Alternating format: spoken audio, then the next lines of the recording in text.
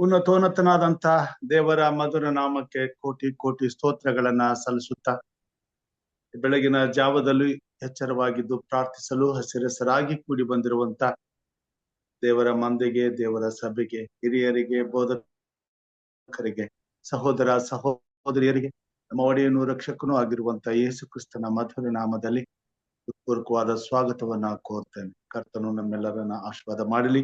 ಈ ದಿನದ ಪಾರಾಯಣಕ್ಕಾಗಿ ನಾನು ಆರಿಸಿಕೊಂಡಂತ ಭಾಗ ಕೀರ್ತನೆಗಾರನು ಬರೆದಂತ ಕೀರ್ತನೆ 24ನೇ ಅಧ್ಯಾಯ 1-6 ವಚನಗಳ ತನಕ. ಕೀರ್ತನೆಗಾರನು ಬರೆದಂತ ಕೀರ್ತನೆ 24ನೇ ಅಧ್ಯಾಯ 1-6 ವಚನಗಳ ತನಕ. ಭೂಮಿಯು ಅದರಲ್ಲಿರುವ ಸಮಸ್ತವು ಯೆಹೋವನದು, ಲೋಕವು ಅದರ ನಿವಾಸಿಗಳು ಆತನವೇ. ಆತನೇ ಅದರ ಅಸ್ತಿವಾರವನ್ನು ಸಾಗರದ ಮೇಲೆ ಹಾಕಿದವನು, ಅದನ್ನು ಜಲರಾಶಿಗಳ ಮೇಲೆ ಸ್ಥಿರಪಡಿಸಿದವನು ಆತನೇ. ಯೆಹೋವನ ಪರ್ವತವನ್ನು ಹತ್ತತಕ್ಕವನು ಯಾರು? ಆತನ ಪವಿತ್ರ ಸ್ಥಾನದಲ್ಲಿ ನಿಲ್ಲುವುದಕ್ಕೆ ಎಂಥವನು ಯೋಗ್ಯನು? ಯಾವನು ಅಯೋಗ್ಯ ಕಾರ್ಯಗಳಲ್ಲಿ ಮನಸ್ಸಿರದೆ, ಮೋಸ ಪ್ರಮಾಣ ಮಾಡದೆ, ಶುದ್ಧ ಹಸ್ತವು ನಿರ್ಮಲ ಮನಸ್ಸು ಉಳ್ಳವನಾಗಿದ್ದಾನೋ ಅವನೇ ಯೆಹೋವನಿಂದ ಶುಭವನ್ನು ಹೊಂದುವನು, ತನ್ನ ರಕ್ಷಕನಾದ ದೇವರಿಂದ ನೀತಿ ಫಲವನ್ನು ಪಡೆಯುವನು. ಇಂಥವರೇ ಆತನ ದರ್ಶನವನ್ನು ಬಯಸುವವರು. ಯಾಕೋಬರ ದೇವರೇ, ನಿನ್ನ ಸಾನ್ನಿಧ್ಯವನ್ನು ಸೇರುವವರು ಇಂಥವರೇ ಛಲ. ದೇವರ ವಾಕ್ಯ ಭಾಗವನ್ನ ನಮ್ಮ ಆತ್ಮಿಕ ಲಾಭಕ್ಕಾಗಿ ಆಶೀರ್ವಾದ ಮಾಡಲಿ. ಈ ದಿನದ ಆರಾಧನೆಯನ್ನ ಪ್ರಾರಂಭ ಮಾಡುವಾಗೆ ಪ್ರಾರ್ಥನೆಗೆ ಹೋಗೋಣ.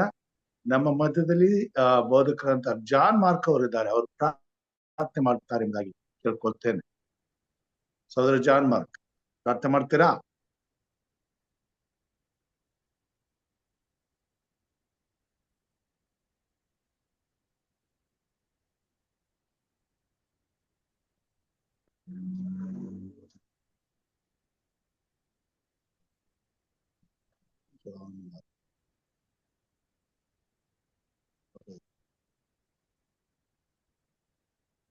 ಓಕೆ, ಸಹೋದರಿ ಶೈಲಾ ಬೆಂಜಮಿನ್ ಅವರು ಪ್ರಾರ್ಥನೆ ಮಾಡ್ಬೇಕು.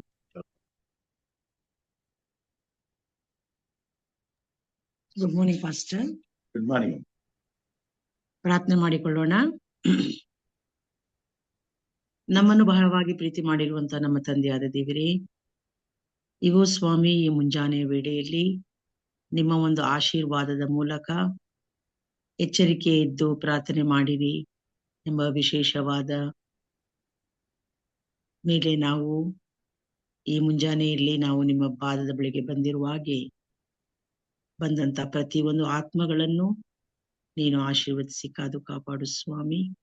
ನಮ್ಮನ್ನು ಈ ದಿನದ ಜೀವಂತರ ಸಂಖ್ಯೆ ಪಟ್ಟಿಯಲ್ಲಿಟ್ಟು ನಿಮ್ಮ ವಾಕ್ಯದ ಮೂಲಕ ನಮ್ಮನ್ನು ತಂದುಕೊಟ್ಟಿದ್ದಕ್ಕಾಗಿ ನಾಮಕ್ಕೆ ಸ್ತೋತ್ರ ಸ್ವಾಮಿ.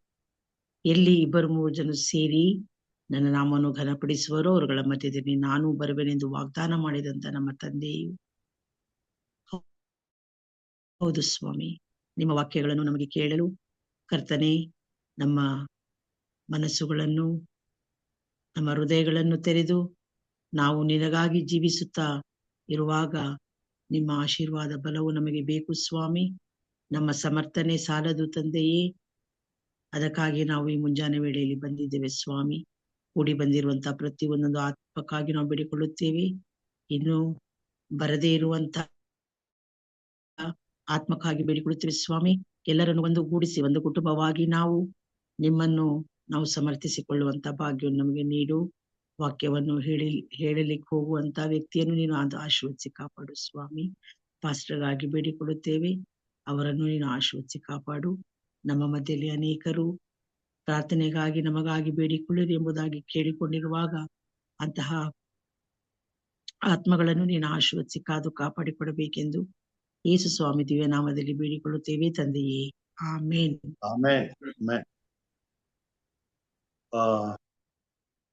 ಉತ್ತಮವಾದಂತ ಪ್ರಾರ್ಥನೆಗಾಗಿ ಸಹೋದರಿ ಶೈಲಾ ಬೆಂಜಮಿನ್ ಅವರಿಗೆ ವಂದನೆಗಳನ್ನ ಸಲ್ಲಿಸ್ತೇನೆ.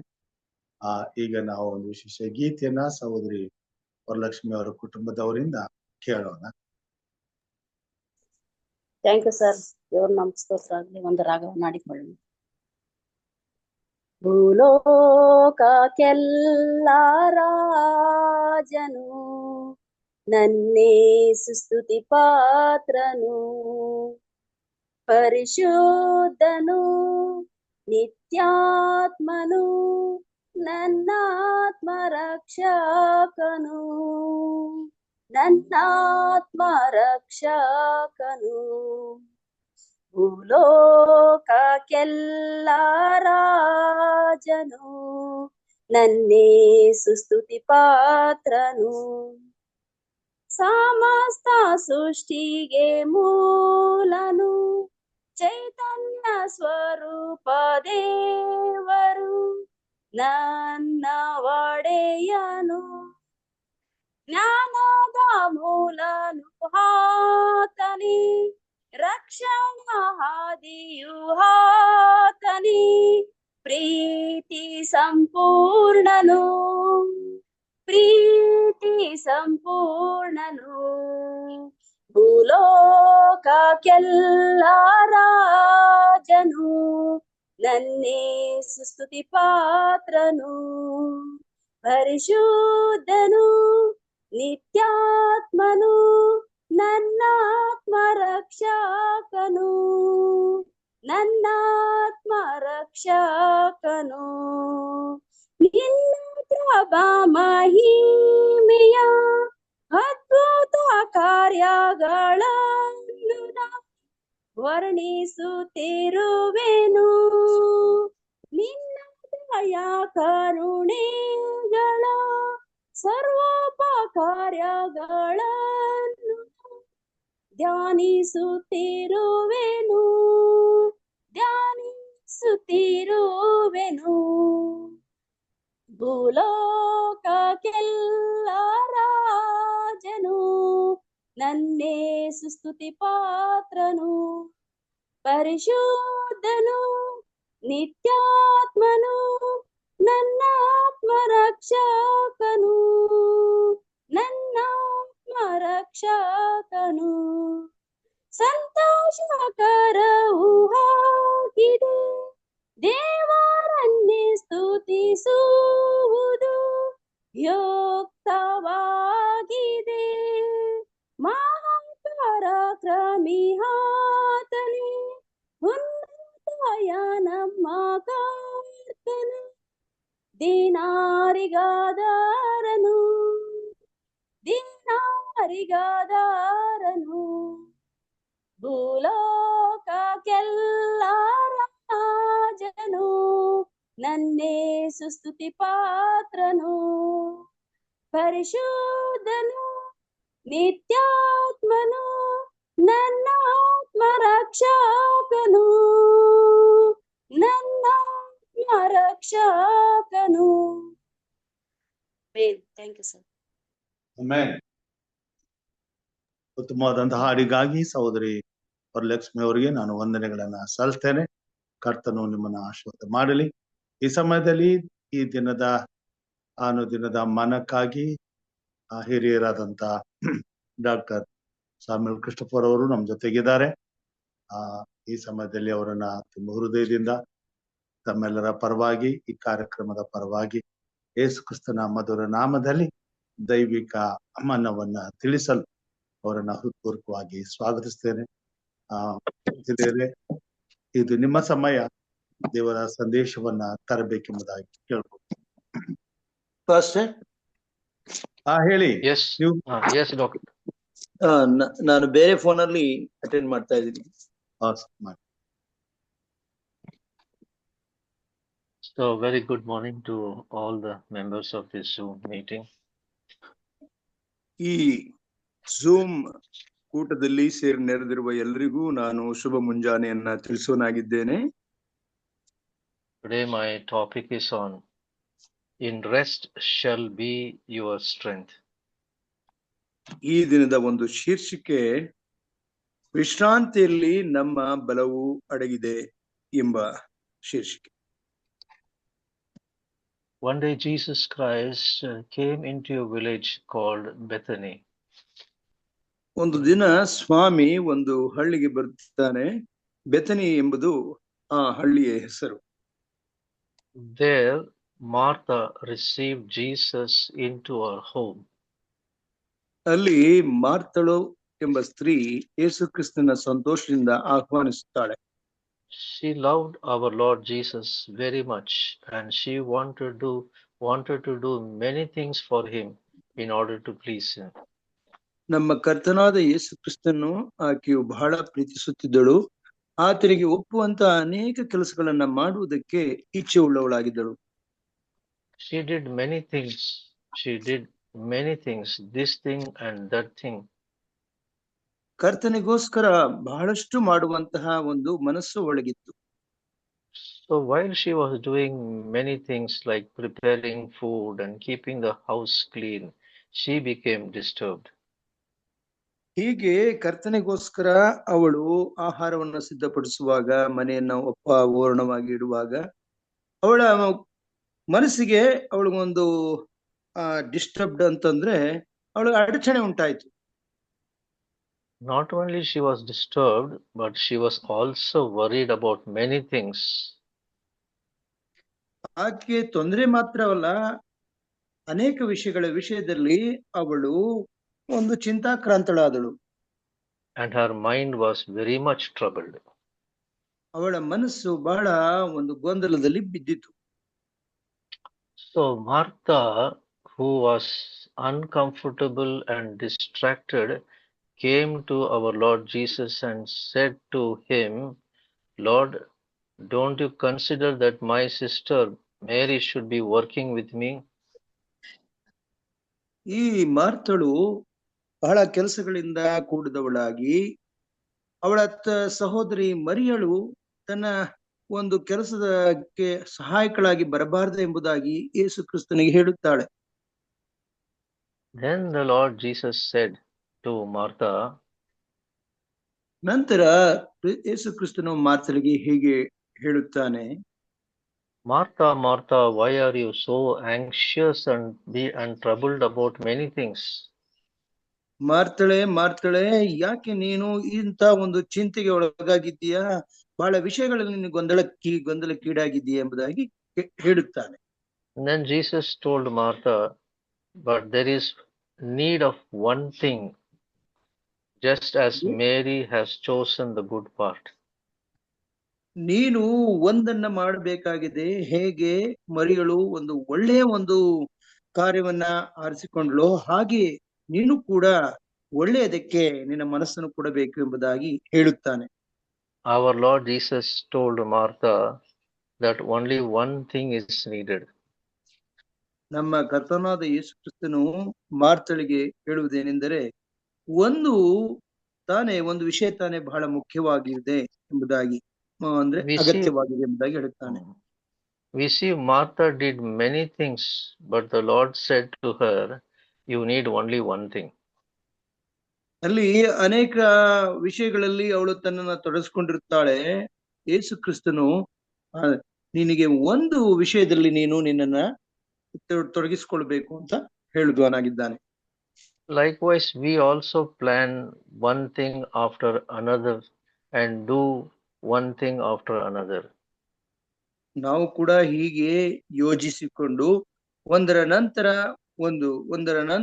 ಒಂದು ಕೆಲಸಗಳಲ್ಲಿ ನಾವು ತೊಡಗಿಕೊಳ್ಳುತ್ತೇವೆ. We also need only one thing. ನಮಗೂ ಸಹ ಒಂದು ಸಲಕ್ಕೆ ಒಂದು ವಿಷಯ ಮಾತ್ರ ಬೇಕಾಗಿರುತ್ತದೆ. There are many needful things in our life day to day. ಪ್ರತಿನಿತ್ಯ ದೈನಂದಿನ ಜೀವಿತದಲ್ಲಿ ಬಹಳಷ್ಟು ಒಂದು ವಿಷಯಗಳಲ್ಲಿ ನಾವು ತೊಡಗಿಸಿಕೊಳ್ಳಬೇಕಾಗುತ್ತದೆ. But there is only one thing which is needful to us. ನಮಗೆ ಅಗತ್ಯವಾದದ್ದು ಅದರಲ್ಲಿ ಒಂದು ಮಾತ್ರ ಬಹಳ ಮುಖ್ಯವಾಗಿರುತ್ತದೆ. What is that one thing that is needful to all of us? ಆ ಒಂದು ವಿಷಯ ನಮ್ಮೆಲ್ಲರಿಗೂ ಅತ್ಯಗತ್ಯವಾದದ್ದು ಅದು ಯಾವುದು? It is nothing other than Jesus Christ himself. ನಮಗೆ ಯೇಸು ಕ್ರಿಸ್ತನಲ್ಲೇ ಮತ್ಯಾವುದೂ ಅಷ್ಟು ಅಗತ್ಯ ಕಾಣುವುದಿಲ್ಲ. This is exactly what Mary chose. ಇದನ್ನೇ ತಾನೇ ಮರಿಯಳು ತನ್ನ ಜೀವಿತದಲ್ಲಿ ಆರಿಸಿಕೊಂಡಳು. So how do we get this one thing needful? ಹೀಗೆ ನಮಗೆ ಅಗತ್ಯವಾದ ಒಂದು ವಿಷಯವನ್ನ ಹೇಗೆ ತಾನೇ ಪಡೆದುಕೊಳ್ಳಬಹುದು? We can get this needful thing only by sitting quietly before the Lord, as Mary did. ಮರಿಯಳು ಹೇಗೆ ಶಾಂತ ರೀತಿಯಲ್ಲಿ ಯೇಸು ಕ್ರಿಸ್ತನ ಪಾದದ ಅಡಿಯಲ್ಲಿ ಕುಳಿತು ಪಡೆದುಕೊಂಡಳೋ ಹಾಗೆ ನಾವು ಸಹ ಅವಳಂತೆಯೇ ಪಡೆದುಕೊಳ್ಳಬಹುದಾಗಿದೆ.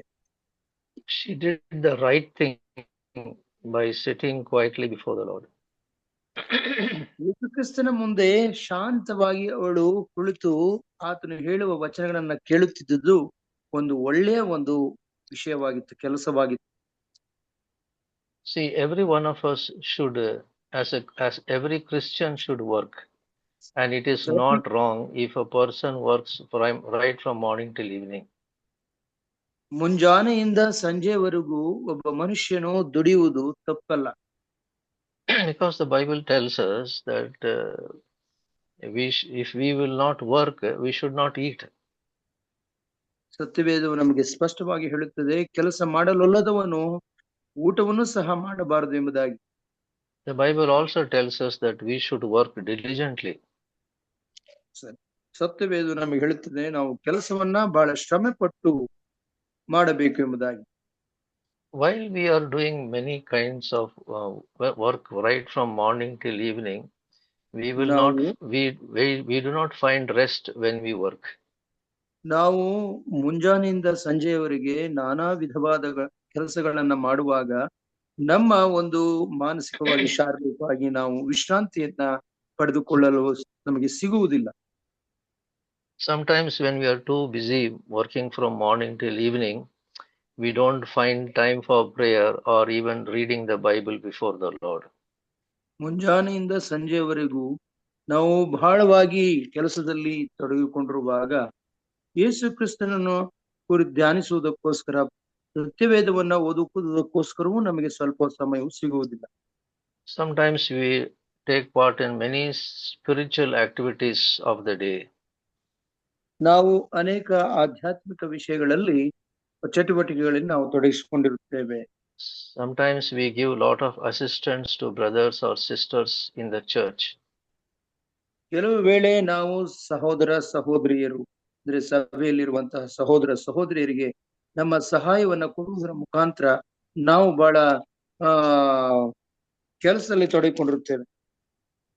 All our motives are right before the Lord. ನಮ್ಮೆಲ್ಲ ಈ ಉದ್ದೇಶಗಳು ದೇವರ ಮುಂದೆ ಒಳ್ಳೆಯದೇ ಆಗಿವೆ. But finally we become distracted and get disturbed in our heart. ಅಂತ್ಯದಲ್ಲಿ ನಾವು ಮನಸ್ಸಿನಲ್ಲಿ ವಿಚಲಿತರಾಗಿ ನಮ್ಮ ಮನಸ್ಸಿನಲ್ಲಿ ಗೊಂದಲಕ್ಕೀಡಾಗುತ್ತೇವೆ. Because the problem is that there are too many things that make us to forget the Lord. ಸಮಸ್ಯೆ ಏನಂದ್ರೆ ಬಹಳ ವಿಷಯಗಳಲ್ಲಿ ನಾವು ತೊಡಗಿಕೊಂಡಾಗ ದೇವರನ್ನೇ ಮರೆತು ಬಿಡುತ್ತೇವೆ.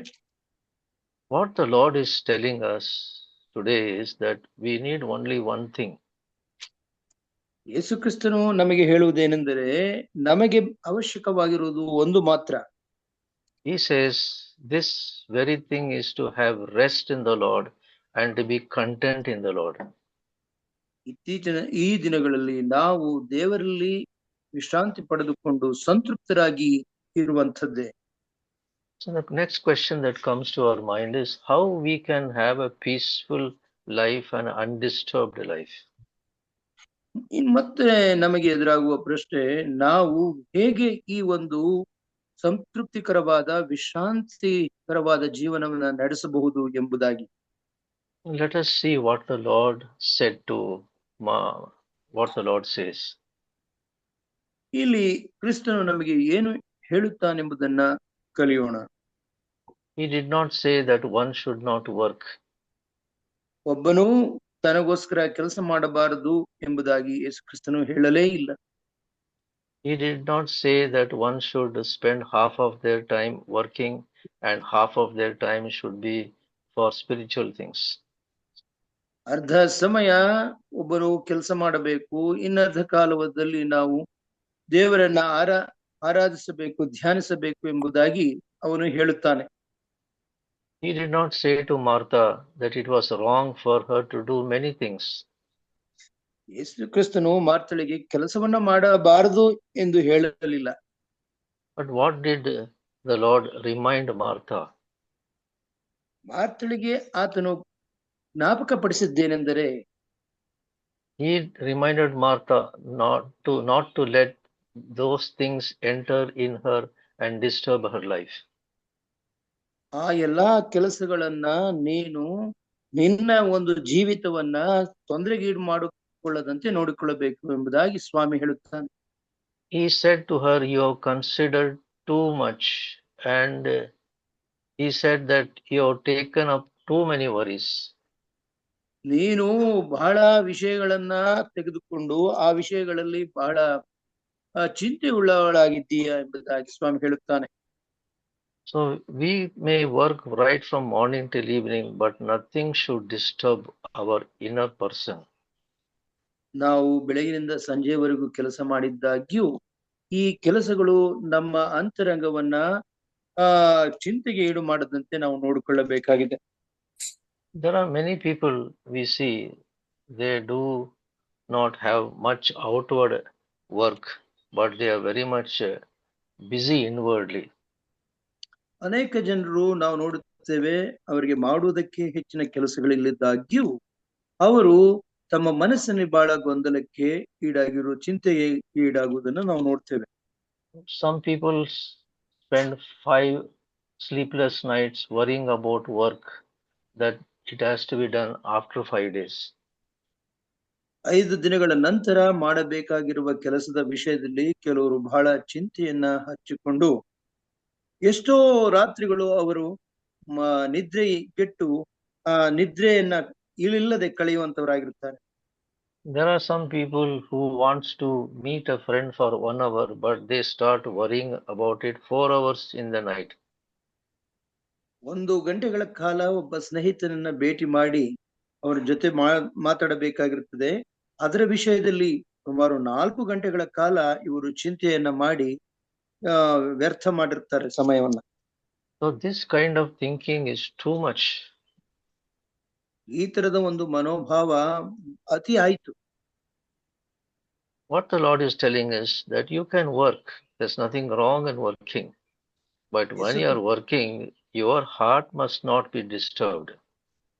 ಯೇಸು ಕ್ರಿಸ್ತನು ಹೇಳುವುದೇನೆಂದರೆ, ನೀವು ಕೆಲಸ ಮಾಡುವುದೇನೋ ಸರಿ, ಆದ್ರೆ ಹೃದಯದಲ್ಲಿ ನೀವು ಕಳವಳ ಪಡಬಾರದು ಎಂಬುದಾಗಿ ಹೇಳುತ್ತಾರೆ. So, many of our health problems are because we allow outside things to disturb our heart.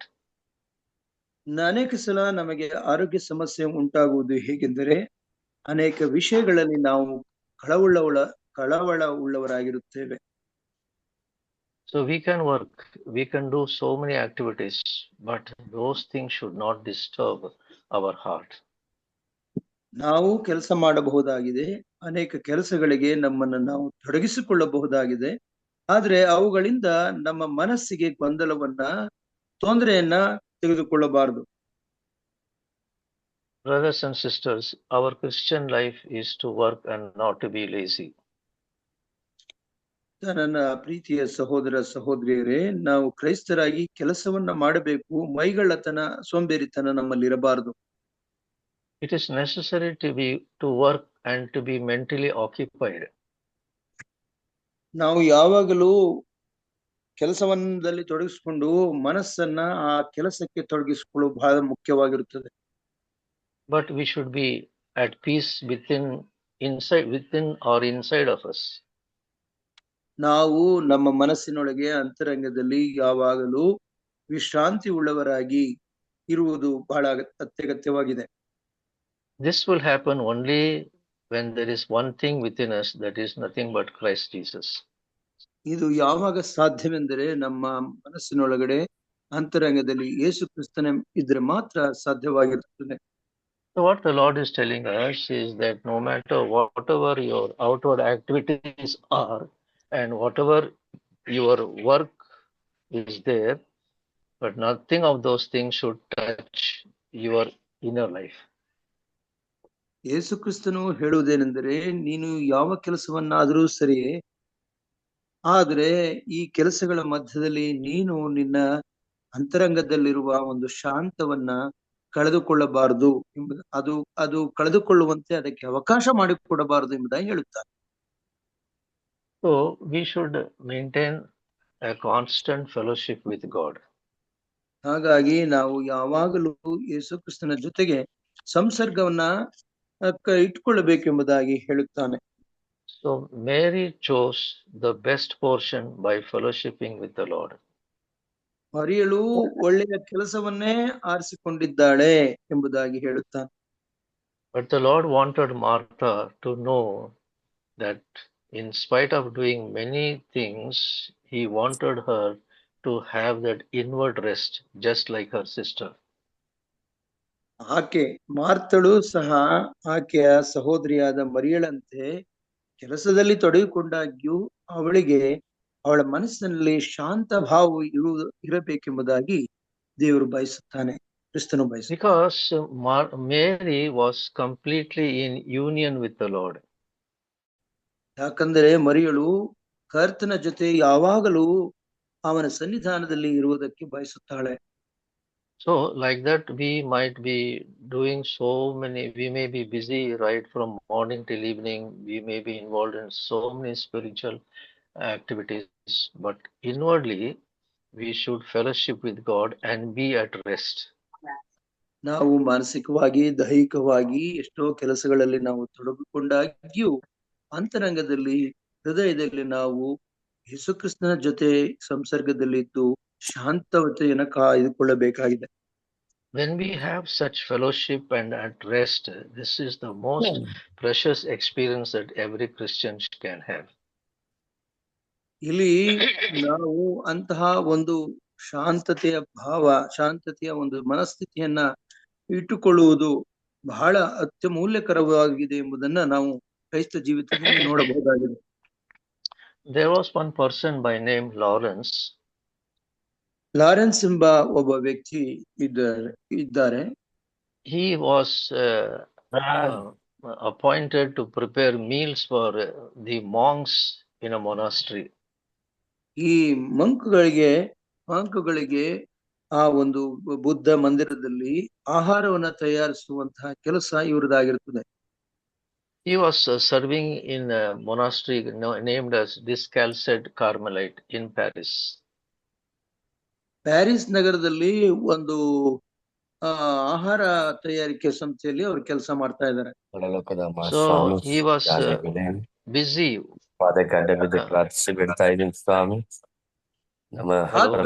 ಈ ಕೆಲಸದಲ್ಲಿ ಯಾವಾಗಲೂ ತೊಡಗಿಕೊಂಡಿರುತ್ತಾನೆ. Somebody's ಲೋಕೇಶ್ ಅವ್ರೆ ನಿಮ್ ಫೋನ್ ಬಂದ್ ಮಾಡ್ರಿ.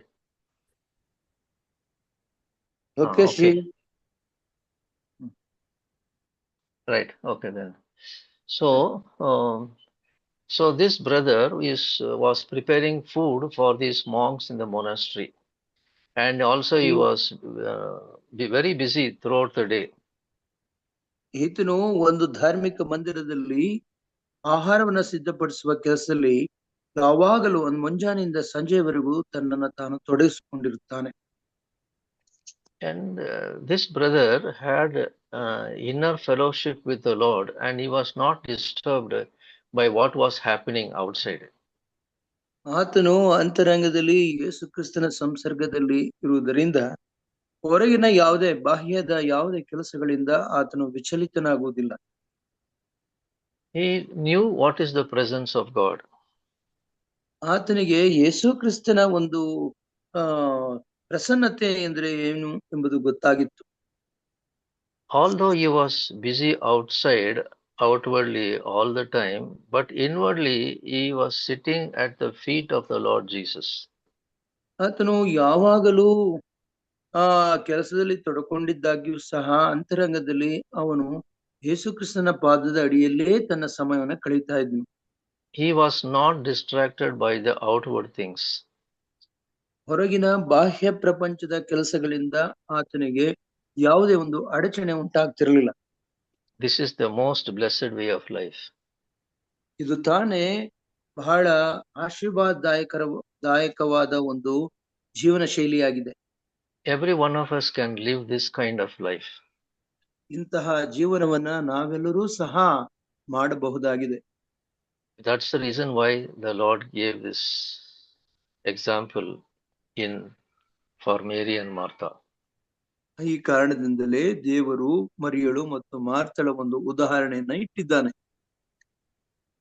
So while we have constant fellowship with our Lord, we can live peaceful and have a very calm, serene life in His presence. ನಾವು ದೇವರ ಸಂಸರ್ಗದಲ್ಲಿ ಇರುವಾಗ ನಮ್ಮ ಜೀವಿತವು ಯಾವಾಗಲೂ ಪ್ರಶಾಂತವಾಗಿ ಯಾವುದೇ ಒಂದು ಅಡಚಣೆಗಳಿಲ್ಲದೆ ತುಂಬಿರುತ್ತದೆ. Remember, the Lord did not tell us not to work, but He said we must work. ದೇವರು ನಾವು ಕೆಲಸ ಮಾಡಬಾರದು ಎಂಬುದಾಗಿ ಹೇಳುವುದಿಲ್ಲ, ನಾವು ಕೆಲಸವನ್ನ ಮಾಡಲೇಬೇಕು ಎಂಬುದಾಗಿ ಹೇಳುತ್ತಾನೆ. See, the Lord wants us to shoulder all our outward activities by taking strength from Him who is living inside of us. ನಾವು ಮಾಡಬೇಕಾದಂತಹ ಕೆಲಸಗಳಿಗೆ ಬೇಕಾದಂತಹ ಬಲವನ್ನ ಒಳಗಿರುವಂತಹ ಯೇಸು ಕ್ರಿಸ್ತನಿಂದ ಪಡೆದುಕೊಂಡು ನಾವು ಇವೆಲ್ಲವನ್ನ ನಿರ್ವಹಿಸಬೇಕೆಂಬುದು ದೇವರ ಒಂದು ಆಸೆಯಾಗಿದೆ. So while we are busy working from morning till evening, no person ನಾವು ಮುಂಜಾನೆಯಿಂದ ಸಂಜೆಯವರೆಗೆ ನಮ್ಮ ಕೆಲಸದಲ್ಲಿ ನಾವು ನಮ್ಮನ್ನ ತೊಡಗಿಸಿಕೊಂಡು ನಿರತರಾಗಿರುವಾಗ no person or anything should steal us of our inner peace and rest. ಯಾವ ವ್ಯಕ್ತಿಯು ನಮ್ಮೊಳಗಿರುವಂತಹ ಆ ಒಂದು ಶಾಂತತೆಯನ್ನ ಕದಿಯದಂತೆ, ಅದನ್ನ ಅಡಚಣೆ ಮಾಡದಂತೆ ನಾವು ನೋಡಿಕೊಳ್ಳಬೇಕಾಗಿದೆ. We should be busy outwardly but be peaceful inwardly. ನಾವು ಬಹಿರಂಗವಾಗಿ ಬಹಳ ಕಾರ್ಯನಿರತರಾಗಿದ್ದಾಗ್ಯೂ ಅಂತರಂಗದಲ್ಲಿ ನಾವು ಶಾಂತತೆಯನ್ನ ಕಾದುಕೊಂಡಿರುತ್ತೇವೆ.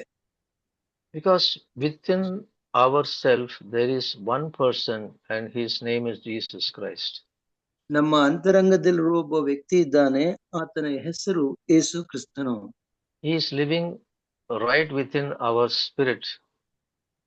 ನಮ್ಮ ಮನಸ್ಸಿನೊಳಗೆ, ನಮ್ಮ ಹೃದಯದಲ್ಲಿ ಆತನು ಬದುಕಿರುತ್ತಾನೆ, ಜೀವಿಸಿರುತ್ತಾನೆ. When we set our mind on the Lord, that is when the word of God says, mind set on the spirit brings life and peace. ನಾವು ಒಂದು ಆಧ್ಯಾತ್ಮಿಕವಾಗಿ ದೇವರ ವಿಷಯದಲ್ಲಿ ನಮ್ಮ ಮನಸ್ಸನ್ನು ಇಟ್ಟಾಗ ನಮಗೆ ಆ ಒಂದು ಆಧ್ಯಾತ್ಮಿಕ ಜೀವನದ ಅನುಭವ ಉಂಟಾಗುತ್ತದೆ. So inwardly we must be occupied to have continuous fellowship with Jesus Christ. ನಾವು ಅಂತರಂಗದಲ್ಲಿ ನಿರಂತರವಾಗಿ ಯೇಸು ಕ್ರಿಸ್ತನ ಅನ್ಯೋನ್ಯತೆಯಲ್ಲಿ, ಪ್ರಸನ್ನತೆಯಲ್ಲಿ ಇರಬೇಕಾಗಿದೆ. So we should not allow other things, persons or things of the world to come and take away that inner peace which is in us. ನಮ್ಮಲ್ಲಿರುವ ಈ ಶಾಂತ ಭಾವವನ್ನ ಮತ್ತೊಬ್ಬ ವ್ಯಕ್ತಿಯಾಗಲಿ ಮತ್ತೊಂದು ವಿಷಯವಾಗಲಿ ಕದ್ದುಕೊಂಡು ಅಥವಾ ಅದನ್ನು ತೆಗೆದುಕೊಂಡು ಹೋಗದಂತೆ ನಾವು ಎಚ್ಚರಿಕೆಯನ್ನು ವಹಿಸಬೇಕು. Brothers and sisters, the one failure in our life is inward disturbance. ನನ್ನ ಪ್ರೀತಿಯ ಸಹೋದರ ಸಹೋದರಿಯರೇ, ನಾವು ಒಂದು ವಿಷಯದಲ್ಲಿ ವಿಫಲರಾಗಿದ್ದೇವೆ. ಅದು ಯಾವುದೆಂದರೆ ನಮ್ಮ ಅಂತರಂಗದಲ್ಲಿರುವಂತಹ ಶಾಂತ ಭಾವ, ಶಾಂತತೆ. Sometimes even before any outward activity starts, we are already disturbed inside. ಕೆಲವು ಸಲ ನಾವು ಕೆಲಸಗಳಲ್ಲಿ ತೊಡಗಿಕೊಳ್ಳುವಂತಹ ಸಂದರ್ಭದಲ್ಲಿ ಬಹಳವಾಗಿ ತೊಂದರೆಗೆ ಅಥವಾ ಅಡಚಣೆಗೆ ಒಳಗಾಗುತ್ತೇವೆ. So this disturbance deprives us of the strength to deal with the outward activities. ನಮ್ಮ ಹೊರಗಿನ ದೈನಂದಿನ ಕೆಲಸಗಳನ್ನ ನಿರ್ವಹಿಸುವುದಕ್ಕೆ ಬೇಕಾದಂತಹ ಬಲವನ್ನ ನಾವು ಈ ಒಂದು ಅಡಚಣೆಯಿಂದ ಕಳೆದುಕೊಳ್ಳುತ್ತೇವೆ. In Isaiah 30th chapter verse 15 it says that ಯೆಶಾಯ 30ನೇ ಅಧ್ಯಾಯ 15ನೇ ಒಂದು ವಾಕ್ಯವನ್ನ ನಾವು ನೋಡುವರಾಗಿದ್ದೇವೆ. In returning and rest you will be saved, in quietness and in trust will be your strength. ಯಾರಾದ್ರೂ ಓದ್ರಿ. ಇಸ್ರಾಯೇಲರ ಸದಮಲ ಸ್ವಾಮಿಯಾಗಿರುವ ಕರ್ತನಾದ ಯೆಹೋವನು, ನೀವು ತಿರುಗಿಕೊಂಡು ಸುಮ್ಮನಿದ್ದರೆ ನಿಮಗೆ ರಕ್ಷಣೆಯಾಗುವುದು, ಶಾಂತರಾಗಿ ಭರವಸೆಯಿಂದಿರುವುದೇ ನಿಮಗೆ ಬಲ ಎಂದು ಹೇಳಿದ್ದರೂ ನೀವು ಒಪ್ಪಿಕೊಂಡಿಲ್ಲ. So our strength every moment of every day comes from the Lord when we know how to be restful and being quiet and trusting God. ನಮ್ಮ ಒಂದು ಬಲವು ಯಾವುದರ ಮೇಲೆ ಆಧಾರಗೊಂಡಿದೆ ಎಂದರೆ, ನಾವು ಶಾಂತರಾಗಿ ದೇವರ ಮೇಲೆ ಭರವಸೆ ಬಿಟ್ಟು ಜೀವಿಸುವುದೇ ನಮ್ಮ ಬಲವಾಗಿದೆ. Anyone who gets easily irritated, getting easily disturbed, cannot have that strength from God. ನಾವು ಬಹಳ ಸುಲಭವಾಗಿ ಇನ್ನೊಬ್ಬರಿಂದ ಒಂದು ವಿಚಲಿತರಾದರೆ ಇಲ್ಲ ಅಡಚಣೆಗೆ ಒಳಗಾದರೆ ಆ ಒಂದು ಶಾಂತತೆ ನಮ್ಮಲ್ಲಿ ಇರುವುದಿಲ್ಲ. Anyone who gets easily disturbed in their heart, that they should remember that they can get strength only by being quiet and trusting God. ಹೃದಯದಲ್ಲಿ ಬಹಳ ಬೇಗನೆ ಕಳವಳಕ್ಕೆ ಈಡಾಗುವಂತಹ ಮನುಷ್ಯರು ತಮ್ಮ ಮನಸ್ಸಿನಲ್ಲಿ ಶಾಂತತೆ ಬೇಕೆಂದರೆ ಅವರು ದೇವರಲ್ಲಿ ಭರವಸೆ ಇಟ್ಟು ಜೀವಿಸಬೇಕು. Let us take some 1 or 2 examples which our Lord Jesus has shown to us. ನಮಗೆ ತೋರಿಸಿರುವಂತಹ ಯೇಸು ಕ್ರಿಸ್ತನ 1 ಅಥವಾ 2 ಉದಾಹರಣೆಗಳನ್ನ ನಾವು ನೋಡೋಣ. See, our Lord Jesus was never affected by the outward circumstances. ನಮ್ಮ ಯೇಸು ಕ್ರಿಸ್ತನು ಬಾಹ್ಯ ಪ್ರಪಂಚದ ಸನ್ನಿವೇಶಗಳಿಂದ ಅವನ ಮನಸ್ಸಿನಲ್ಲಿರುವಂತಹ ಶಾಂತತೆಗೆ ಎಂದು ಅಡಚಣೆ ಉಂಟಾಗುತ್ತಿರಲಿಲ್ಲ. Did we anytime experience as our Lord that he was not affected by outward circumstances? ಯಾವಾಗಲಾದ್ರೂ ಆತನು ಬಾಹ್ಯ ಪ್ರಪಂಚದ ಸಂದರ್ಭಗಳಲ್ಲಿ ತನ್ನ ಶಾಂತತೆಯನ್ನ ಬಿಟ್ಟದ್ನ ಅಥವಾ ಅದರಿಂದ ವಿಚಲಿತ ಆದದ್ದನ್ನ ನಾವು ನೋಡಿದ್ದೇವೆ. On one occasion, the people in the synagogue persecuted him. ಒಂದು ಸಂದರ್ಭ ನೋಡುತ್ತೇವೆ, ಯೇಸು ಕ್ರಿಸ್ತನು ಆ ಒಂದು ಮಂದಿರದಲ್ಲಿ ಅವನನ್ನ ಹಿಂಸೆ ಪಡಿಸುವುದಕ್ಕೋಸ್ಕರ ಜನರು ಕಾದುಕೊಂಡಿರ್ತಾರೆ. And they wanted to catch him and then push him from a hill. ಆತನ್ನ ಹಿಡಿದು ಬೆಟ್ಟದ ತುದಿಗೆ ಕರ್ಕೊಂಡು ಹೋಗಿ ಅವನನ್ನ ತಳ್ಳಬೇಕು ಅಂತ ಅವರೆಲ್ಲರೂ ಕಾಯ್ದುಕೊಂಡಿರುತ್ತಾರೆ. If it was us, we would have run away from that place. ನಾವು ಆ ಸಂದರ್ಭದಲ್ಲಿ ಇದ್ದ ಪಕ್ಷದಲ್ಲಿ ಅಲ್ಲಿಂದ ಕಾಲ್ಕಿತ್ತು ಓಡಿ ಹೋಗುತ್ತಿದ್ದೆವು. But the Bible says that Jesus was not disturbed. ಇಲ್ಲಿ ಸತ್ಯವೇದ ನಮಗೆ ಹೇಳುತ್ತದೆ, ಇದರಿಂದ ಯೇಸು ಕ್ರಿಸ್ತನು ಅಡಚಣೆಗೆ ಒಳಗಾಗಲಿಲ್ಲ. He went through the midst of them. He walked in the midst of them.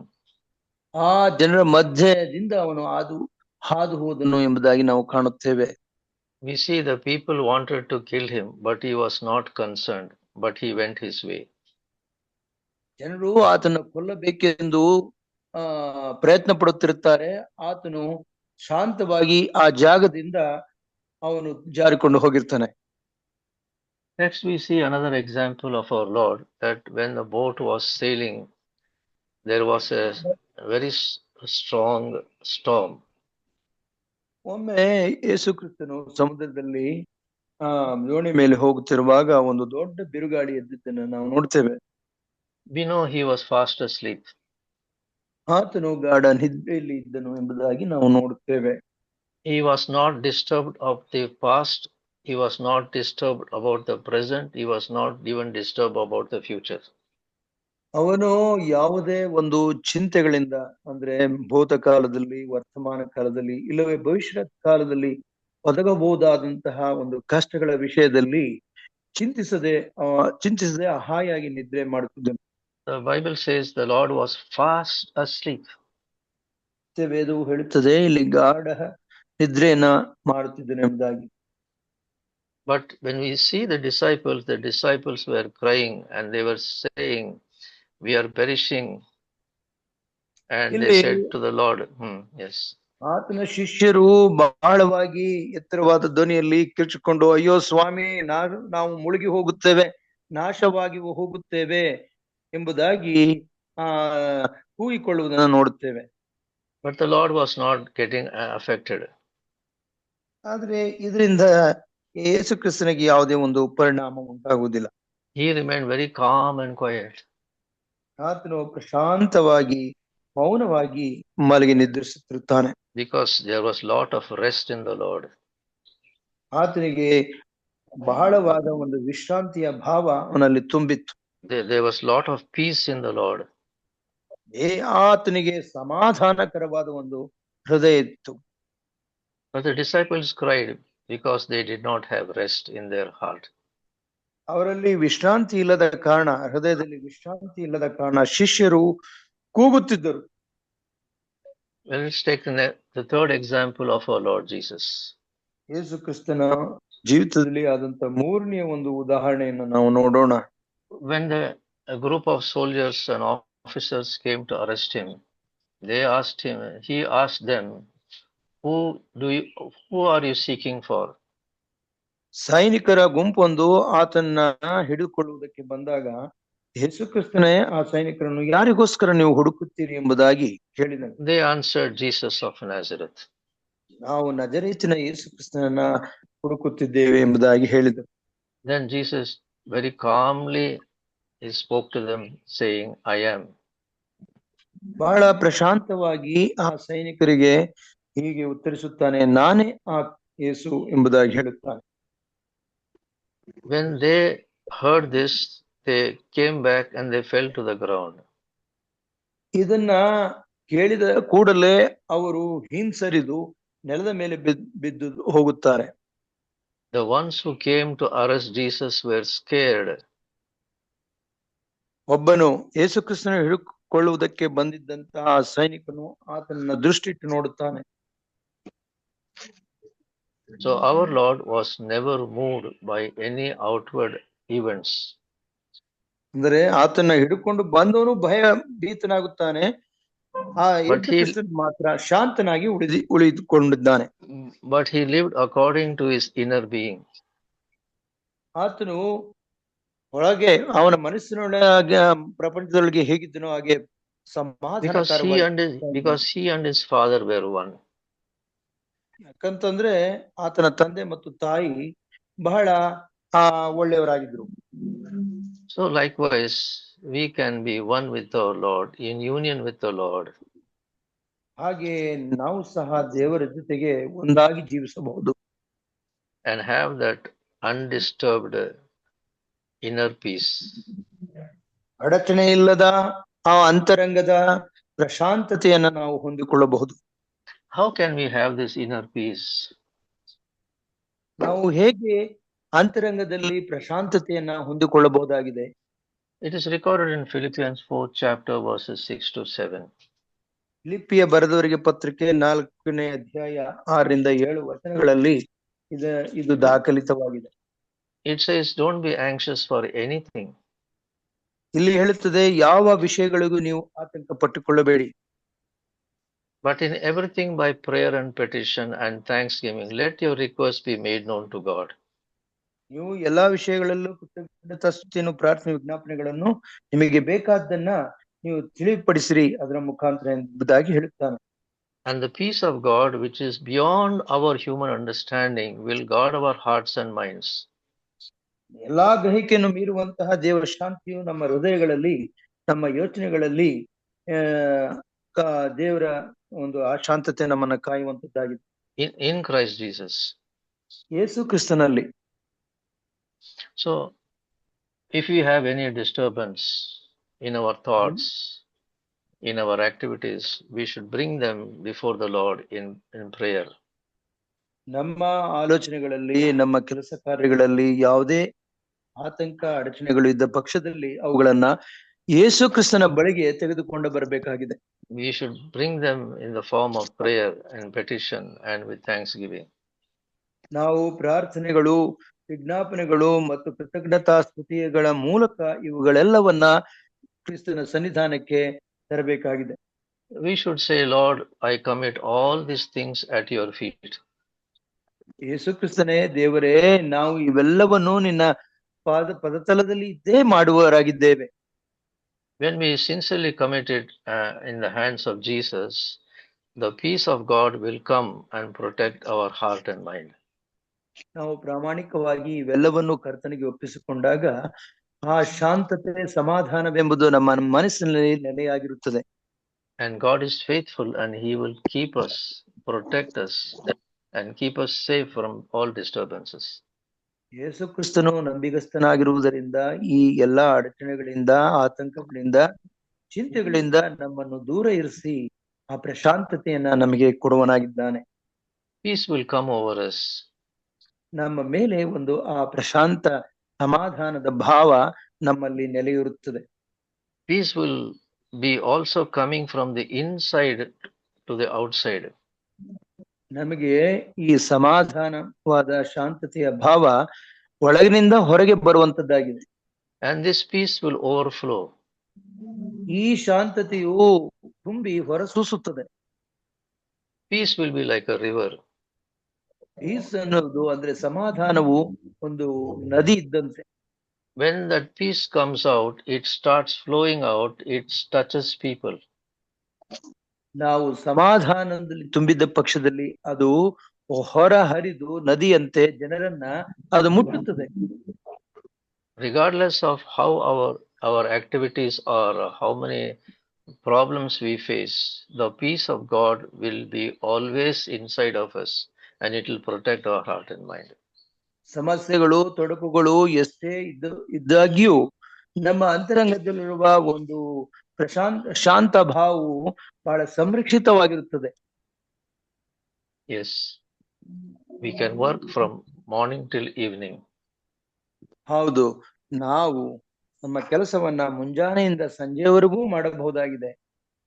But our activities should not distract us and trouble us. ನಮ್ಮೆಲ್ಲ ಕೆಲಸ ಕಾರ್ಯಗಳು ನಮ್ಮಲ್ಲಿರುವಂತಹ ಶಾಂತತೆಯನ್ನ ಅಥವಾ ನಮ್ಮನ್ನ ಅಡಚಣೆಗೆ ಮತ್ತು ಗೊಂದಲಕ್ಕೆ ಈಡು ಮಾಡಬಾರದು. And these things should not stop our fellowship with the Lord. ಈ ಎಲ್ಲಾ ಕಾರ್ಯಗಳು ಯೇಸು ಕ್ರಿಸ್ತನೊಂದಿಗೆ ನಮಗಿರುವಂತಹ ಅನ್ಯೋನ್ಯತೆಯನ್ನ ಕಲಕಬಾರದು. We should be in continuous union with the Lord. ನಾವು ನಿರಂತರವಾಗಿ ಯೇಸು ಕ್ರಿಸ್ತನ ಜೊತೆಗೆ ಸಂಸರ್ಗದಲ್ಲಿರಬೇಕು. So when we are united with the Lord, we can draw strength from Him every second of our life to do all the work from morning till evening. ಮುಂಜಾನೆಯಿಂದ ಸಂಜೆಯವರೆಗೆ ಮಾಡುವ ಕೆಲಸಗಳಿಗೆ ಬೇಕಾದಂತ ಬಲವನ್ನ ನಾವು ಯೇಸು ಕ್ರಿಸ್ತನ ಅನ್ಯೋನ್ಯತೆಯಲ್ಲಿ ಪ್ರಸನ್ನತೆಯಲ್ಲಿ ಇರುವಾಗ ನಾವು ಪಡೆದುಕೊಳ್ಳಬಹುದಾಗಿದೆ. We should not become like Martha, getting distracted and becoming uncomfortable. ನಾವು ಮಾರ್ತಳಂತೆ ವಿಚಲಿತಳಾಗಿ ಸಮಾಧಾನವನ್ನ ಕಳೆದುಕೊಂಡವರಾಗಿರಬಾರದು. We should learn to know how to sit at the feet of Jesus. ಯೇಸು ಕ್ರಿಸ್ತನ ಪಾದಗಳ ಬಳಿ ಪ್ರಶಾಂತದಿಂದ ಮೌನದಿಂದ ನಾವು ಕುಳಿತುಕೊಳ್ಳುವುದು ಹೇಗೆ ಎಂಬುದನ್ನ ಕಲಿತುಕೊಳ್ಳಬೇಕು. While we are sitting at the feet of Jesus, we will have rest in the Lord. ಯೇಸು ಕ್ರಿಸ್ತನ ಪಾದಗಳ ಬಳಿಯಲ್ಲಿ ನಾವು ಕುಳಿತುಕೊಂಡಾಗ ನಮಗೆ ಬೇಕಾದಂತಹ ಶಾಂತಿಯು ನಮ್ಮ ಮನಸ್ಸಿಗೆ ಸಿಗುತ್ತದೆ. Not only we will have rest, but we will also be content in Him. ನಾವು ಶಾಂತಿ ಸಮಾಧಾನದಿಂದ ಇರುವುದು ಮಾತ್ರವಲ್ಲ, ಸಂತೃಪ್ತಿಯಿಂದ ಇರುವುದು ಸಹ ಸಾಧ್ಯವಾಗುತ್ತದೆ. So God wants us to have His peace, His rest, His strength for our daily living. ನಮ್ಮ ದೈನಂದಿನ ಜೀವಿತದಲ್ಲಿ ನಾವು ಆತನ ಶಾಂತತೆ, ಆತನ ಒಂದು ಸಮಾಧಾನ ನಮ್ಮಲ್ಲಿ ನೆಲೆಯಾಗಿರಬೇಕೆಂಬುದಾಗಿ ಆತನು ಬಯಸುತ್ತಾನೆ. We should be busy outwardly, but we must be peaceful inwardly. ನಾವು ಹೊರಗೆ ಬಹಿರಂಗವಾಗಿ ಎಷ್ಟೇ ನಿರತರಾಗಿದ್ದಾಗ್ಯೂ ಅಂತರಂಗದಲ್ಲಿ ಪ್ರಶಾಂತರಾಗಿರಬೇಕೆಂಬುದು ದೇವರ ಒಂದು ಆಸೆ. Sometimes in my own life experience, ನಾವು ನಮ್ಮ ಸ್ವಂತ ಜೀವಿತದಲ್ಲಿ ಅವನ ಅನುಭವವನ್ನು ನೋಡುವುದಾದರೆ, I do not know what to pray, how to pray, and for whom to pray. ನನಗೆ ಎಷ್ಟೋ ಸಲ ಹೇಗೆ ಯಾರಿಗೆ ಪ್ರಾರ್ಥನೆ ಮಾಡಬೇಕು ಎಂಬುದು ಗೊತ್ತಾಗದೆ ಇರುತ್ತಿತ್ತು. Sometimes I do not know what to do. ಅನೇಕ ವೇಳೆ ಏನಪ್ಪ ಮಾಡೋದು ಅನ್ನುವಂತಹ ಒಂದು ಪರಿಸ್ಥಿತಿ ಇರ್ತಿತ್ತು. I am busy active throughout the day, right from morning till evening. ದಿನಪೂರ್ತಿ ಮುಂಜಾನಿಂದ ಸಂಜೆವರೆಗೂ ಯಾವಾಗಲೂ ನಾನು ಕೆಲಸಗಳಲ್ಲಿ ತೊಡಗಿಕೊಂಡಿರುತ್ತಿದ್ದೆನು. Sometimes I get distracted from reading the word of God. ಅನೇಕ ಸಲ ನಾನು ದೇವರ ವಾಕ್ಯವನ್ನು ಓದಲಾಗದೆ ಬಹಳ ಅಡಚಣೆಗೆ Sometimes I'm in the church, the preacher is preaching, and everything is going beyond my head. ಅನೇಕ ಸಲ ನಾನು ಸಭೆಗೆ ಹೋಗ್ತಾ ಇದ್ದೆ, ಉಪದೇಶಕನು ಉಪದೇಶ ಮಾಡ್ತಿದ್ದನು, ಎಲ್ಲವೂ ನನ್ನ ಮನಸ್ಸಿನ ಮೇಲೆ ಮೇಲೆ ಮೇಲೆ ಅದು ಹಾದು ಹೋಗ್ತಾ ಇತ್ತು.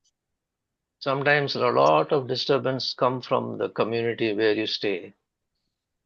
ಅನೇಕ ಸಲ ನಾವು ವಾಸ ಮಾಡುವಂತಹ ಸಮುದಾಯದಿಂದ ನಮಗೆ ಅಡಚಣೆಗಳು, ಕಷ್ಟಗಳು, ತೊಂದರೆಗಳು ಉಂಟಾಗುತ್ತವೆ.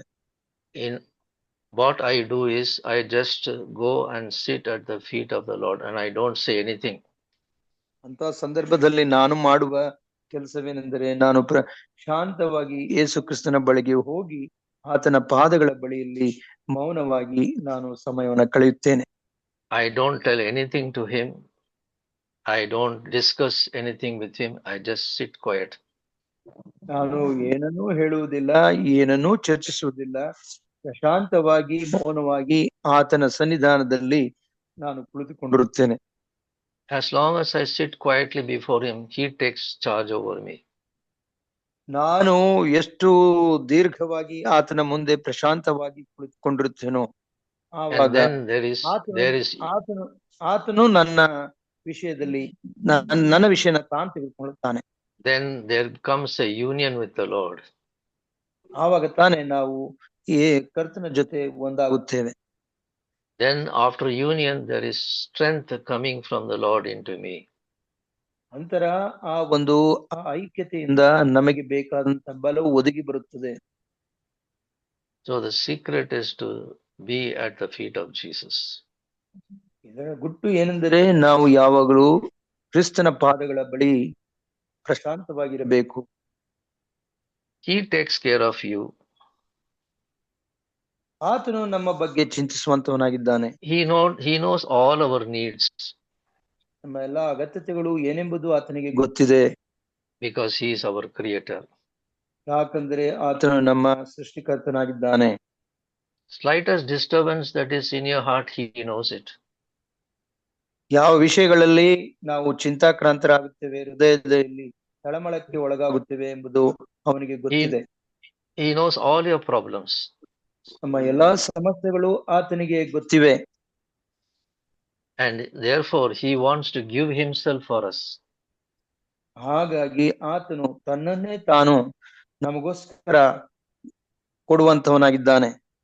But we should be available to him. ಆದ್ರೆ ನಾವು ಆತನಿಗೆ ಲಭ್ಯವಾಗಿರಬೇಕು ಅಷ್ಟೇ. If we are not available to him but get caught up with outward activities, ನಾವು ಆತನಿಗೆ ಲಭ್ಯವಾಗದೆ ಹೊರ ಪ್ರಪಂಚದ ಕೆಲಸಗಳಲ್ಲಿ ನಾವು ತೊಡಗಿಸಿಕೊಂಡ ಪಕ್ಷದಲ್ಲಿ then we will lose that union and fellowship with Jesus. ಯೇಸು ಕ್ರಿಸ್ತನ ಅನ್ಯೋನ್ಯತೆ ಐಕ್ಯತೆಯನ್ನು ನಾವು ಕಳೆದುಕೊಳ್ಳುವರಾಗುತ್ತೇವೆ. Let us work from morning till evening, but let us not lose that union and fellowship with Jesus. ಮುಂಜಾನೆಯಿಂದ ಸಂಜೆಯವರೆಗೂ ನಾವು ನಮ್ಮ ಕೆಲಸವನ್ನ ಮಾಡೋಣ, ಆದರೆ ಯೇಸು ಕ್ರಿಸ್ತನ ಅನ್ಯೋನ್ಯತೆ ಐಕ್ಯತೆಯನ್ನು ಮಾತ್ರ ಕಳಕೊಳ್ಳದಿರೋಣ. I wish and I pray that every one of us who have come from the Zoom meeting will have this union with the Lord Jesus.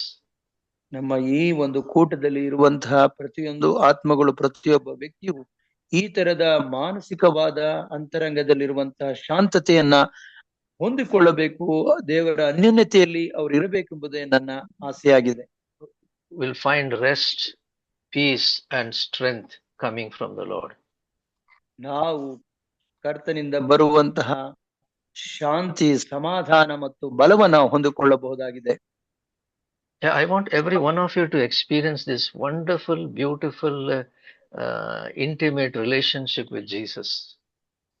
ದೇವರ ಜೊತೆಗಿರುವಂತಹ ಈ ಬಹಳ ಹತ್ತಿರದ ಸಂಬಂಧವನ್ನ, ಮೈತ್ರಿಯನ್ನ ನಾವೆಲ್ಲರೂ ನಮ್ಮ ಜೀವಿತದಲ್ಲಿ ಬಹಳ ಆಶ್ಚರ್ಯಕರವಾದ ಅದ್ಭುತವಾದ ಈ ಅನುಭವವನ್ನ ಹೊಂದಿಕೊಳ್ಳಬೇಕೆಂಬುದೇ ನನ್ನ ಆಸೆಯಾಗಿದೆ. Once you taste of this fellowship, it will be much, much more sweeter than the honey in the honeycomb. ಜೇನುತುಪ್ಪಕ್ಕಿಂತಲೂ ಹೆಚ್ಚಿನ ಸಿಹಿಯಾದ ಒಂದು ಅನುಭವವನ್ನ ನಾವು ಒಂದು ಸಲ ಯೇಸು ಕ್ರಿಸ್ತನ ಜೊತೆ ಅನ್ಯೋನ್ಯತೆಯಿಂದ ಅನ್ಯ ಐಕ್ಯತೆಯನ್ನ ಸಾಧಿಸಿದರೆ ನಮಗೆ ಉಂಟಾಗುವ ಭಾವವು ಇದಕ್ಕಿಂತಲೂ ಸಿಹಿಯಾಗಿರುತ್ತದೆ. The Lord Jesus is living right within our spirit. ನಮ್ಮ ಮನಸ್ಸಿನೊಳಗೆ, ನಮ್ಮ ಅಂತರಂಗದಲ್ಲಿ ದೇವರು ಯೇಸು ಕ್ರಿಸ್ತನು ನಮ್ಮ ಅಂತರಂಗದಲ್ಲಿ ಜೀವಿಸುವನಾಗಿರುತ್ತಾನೆ. We should be available to him. ನಾವು ಆತನಿಗೆ ಸಿಕ್ಕಬೇಕಷ್ಟೇ, ಲಭ್ಯರಾಗಬೇಕಷ್ಟೇ. We should be focused. Our mind must be focused upon him. ನಾವು ನಮ್ಮ ಮನಸ್ಸನ್ನ ಆತನ ಮೇಲೆ ಗಮನವಿರಿಸಬೇಕಾಗಿದೆ. This will come only when we truly love the Lord. ಇದು ನಾವು ದೇವರನ್ನ ಪ್ರಾಮಾಣಿಕವಾಗಿ ನಿಜವಾಗಿ ಪ್ರೀತಿಸುವುದರಿಂದ ಉಂಟಾಗುತ್ತದೆ. And we should desire him more than anything on this earth. ಈ ಪ್ರಪಂಚದಲ್ಲಿ ಬೇರೆ ಎಲ್ಲದಕ್ಕಿಂತಲೂ ಆತನ ಮೇಲೆ ನಾವು ಅಪೇಕ್ಷೆ ಪಡುವಾಗ ಇದು ನಮಗೆ ಸಿಗುತ್ತದೆ. In case we cannot, we can ask the Lord and ask him to help us.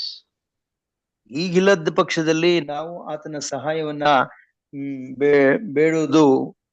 ಬೇಡುವ ಒಂದು ಸಂದರ್ಭ ಬರುವುದಿಲ್ಲ. So may God bless each and every one of us in this little bit of the message that the Lord has given to me to be shared with you.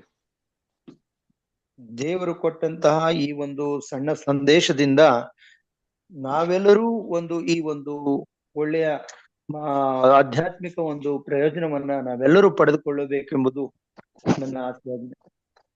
Let us spend time talking to Jesus, and he likes talking to us. ನಾವು ಕ್ರಿಸ್ತನ ಜೊತೆ ಮಾತಾಡುತ್ತಾ ಸಮಯವನ್ನ ಕಳೆಯೋಣ. ಆತನು ಕೂಡ ನಮ್ಮ ಜೊತೆ ಮಾತಾಡುವನಾಗಿದ್ದಾನೆ. May God bless each and every one of us in this morning devotion. ಈ ಒಂದು ಧ್ಯಾನ ಕೂಟದಲ್ಲಿ ಬಂದಿರುವ ಪ್ರತಿಯೊಬ್ಬರಿಗೂ ದೇವರ ಆಶೀರ್ವಾದವು ದೊರಕಲಿ ಎಂಬುದೇ ನನ್ನ ಪ್ರಾರ್ಥನೆಯಾಗಿದೆ. ಉತ್ತಮವಾದಂತ ಸಂದೇಶಕ್ಕಾಗಿ ಹಾಗೂ ಭಾಷಾಂತರಕ್ಕಾಗಿ ಹಿರಿಯರಾದಂತ ಸಾಮ್ಯಲ್ ಕ್ರಿಸ್ಟೋಫರ್ ಅವರಿಗೂ, ಚಿನ್ನಪ್ಪ ಸಾತ್ವಿಕ್ರವರಿಗೂ ನಾನು ವಂದನೆಗಳನ್ನ ಸಲ್ಲಿಸ್ತೇನೆ. ದೇವರು ನಿಮ್ಮನ್ನ ಆಶೀರ್ವಾದ ಮಾಡಲಿ. ಈ ಬೆಳಗಿನ ಜಾವದಲ್ಲಿ ಪ್ರಾರ್ಥನೆಗೆ ಹೋಗೋಣ. ಪ್ರಾರ್ಥನೆ ಸಮಯ, ಪ್ರಾರ್ಥನೆ ವಿಜ್ಞಾಪನೆಗಳಿದ್ರೆ ದಯಮಾಡಿ ತಿಳಿಸಬೇಕೆಂಬುದಾಗಿ ಕೇಳ್ಕೊಳ್ತೇನೆ. ನಮಸ್ಕಾರ ಬೋಧಕರೇ, ನಮ್ಮ ಮನವಿಗಾಗಿ ಪ್ರಾರ್ಥಿಸಿ. KP ಬಳ್ಳಾರಿ ಅವರ ರವಿ ಅವರ ಪ್ರಾರ್ಥನೆಗಾಗಿ, ಮನವಿಗಾಗಿ ಪ್ರಾರ್ಥನೆ ಮಾಡ್ಕೊಳ್ಳೋಣ. ಫಸ್ಟ್ ಡಿ ಸಾಮುವೆಲ್ ಕೊಲೆಗಲ ಚರ್ಚ್ ಅವರು ಅವ್ರ ಟ್ರೀಟ್ಮೆಂಟ್ಗೆ ಸ್ಪಂದಿಸ್ತಾ ಇಲ್ಲ, BP ಹೈ ಆಗ್ಬಿಟ್ಟಿದೆ. ಓಕೆ, ಹಿರಿಯರಾದಂತ ಡಿ ಸಾಮಲ್ ರವ್ರಿಗೋಸ್ಕರ ಪ್ರಾರ್ಥನೆ ಮಾಡೋಣ. Sir ಜೈಕ್ರಿಸ್ sir. ಜೈಕ್ರಿಸ್ ಹೇಳಿ. ನಮ್ ಕಲಿಯೂರ್ ಸಭೆದಲ್ಲಿ ಚರ್ಚ್ ಬೋರ್ಡ್ ಇದೆ, ಯಾವುದೇ ಗಲಾಟೆ ಆಗದಂತೆ ಪ್ರೇಯರ್ ಮಾಡ್ರಿ. ನಮ್ಮ ಕುಟುಂಬಕ್ಕಾಗಿ, ನಮ್ಮ ಮಗನ ಎಕ್ಸಾಮ್ಕ್ಕಾಗಿ.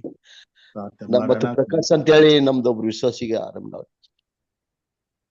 ಯಾರಿಗೆ? ಪ್ರಕಾಶ್ ಅಂತ ಹೇಳಿ ಸರ್, ನೀನ್ ಹೇಳಿದ್ನಲ್ಲ, ಸ್ವಲ್ಪ ಕೋಮದಲ್ಲಿದ್ದಾರೆ. ನಂಬರ್ಸ್ ಪ್ರಕಾಶ್ ಅವ್ರಿಗೋಸ್ಕರ ಪ್ರಾರ್ಥನೆ ಮಾಡೋಣ. ಕಲಿಯೂರ್ ಪ್ರಕಾಶ್. ಹೇಮಲತಾ ಭಕ್ತರಾಜಮ್ಮ ಅವರು ಪ್ರಾರ್ಥನೆ ಮಾಡ್ಬೋದಾ?